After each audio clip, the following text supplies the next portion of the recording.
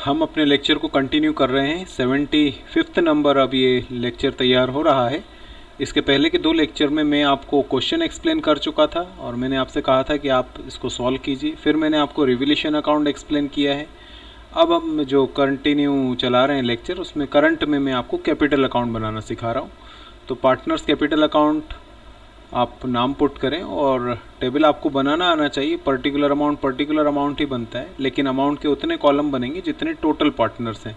तो एक्स और Y old partner है, जेड न्यू पार्टनर है। इस तरीके से 3-3 कॉलम अमाउंट के तैयार होंगे। ये कोई नई बात नहीं है, हम बहुत दिनों से ये चीज़ समझ रहे हैं।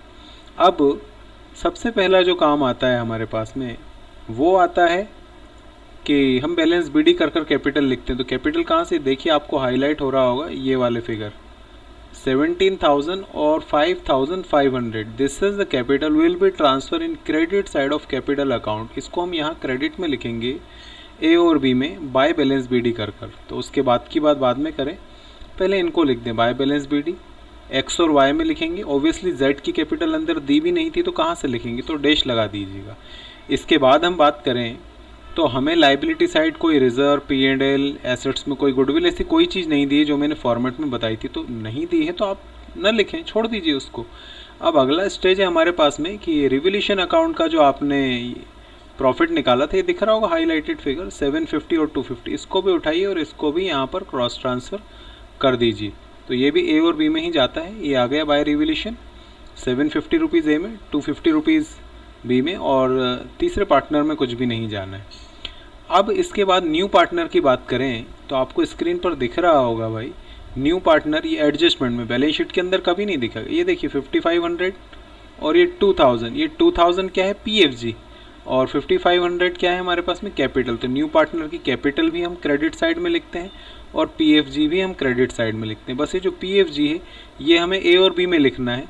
तो ये हमने ट्रांसफ़र किया अपना बाय, आप PFG न लिखें, पूरा लिखें, प्रीमियम फॉर गुडविल।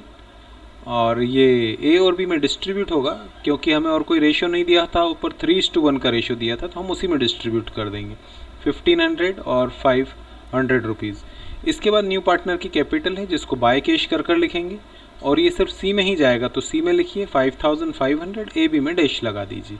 ये हो गया भाई इतना काम। इसके अलावा और कोई चीज़ क्रेडिट में नहीं आ रही है, डेबिट में भी कुछ नहीं है। तो आप टोटल कर लें अपना, ये ABC का तीनों का टोटल आ गया। यही टोटल हमें इस साइड लिखना है। और डेबिट में कोई फिगर होता तो हम माइनस कर बैलेंस निकालते, कुछ है ही नहीं। तो जो टोटल आया है वही आपका बैलेंस CD हो जाएगा। तो ये बैलेंस CD हमने पुट कर दिया इनका 19250, 6250, 5500।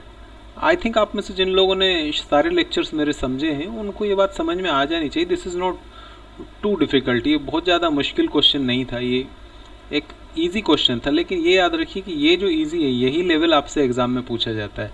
बस आपको अपना टाइम मैनेजमेंट ठीक से करना है। ऐसा ना हो कि आपको एक इजी क्वेश्चन करने में भी आधा घंटा लग रहा है तो फिर दिक्कत आएगी। आते हुए भी हम पेपर सॉल्व नहीं कर पाएंगे, कंप्लीट नहीं कर पाएंगे। तो आप नोट्स को अच्छे से पढ़िए ताकि फटाफट क्वेश्चन जब हम देखें तो इतना हमें सब कुछ क्विकली सब कुछ रिकॉल हो जाए कि हम अपना काम 5 मिनट्स टू 10 मिनट्स, बस इससे ज़्यादा टाइम नहीं देना है। इतनी देर में हम एक रिवोल्यूशन और कैपिटल अकाउंट का क्वेश्चन अगर तैयार कर लेते हैं तो हम एग्ज़ाम का क्वेश्चन ईजीली सॉल्व कर लेंगे। और जिनको रिवोल्यूशन या कैपिटल अकाउंट बनाना आता है वो उससे रिलेटेड थ्योरी भी बहुत अच्छे से समझ सकते हैं। तो थ्योरी वगैरह तो मैं सब एक्सप्लेन कर चुका हूँ, फिलहाल तो मैं अकाउंट्स की बातें कर रहा हूँ। तो आपने इसको देख लिया होगा, समझ लिया होगा, और अभी भी 1-2 क्लासेस में हम इसी टाइप के क्वेश्चंस करेंगे। उसके बाद थोड़ा एक एडवांस क्वेश्चन मुझे समझाना है कैपिटल एडजस्टमेंट का, तो वो मैं समझाऊंगा। तब तक के लिए आप प्रैक्टिस करते रहिए। सी यू, बाय बाय।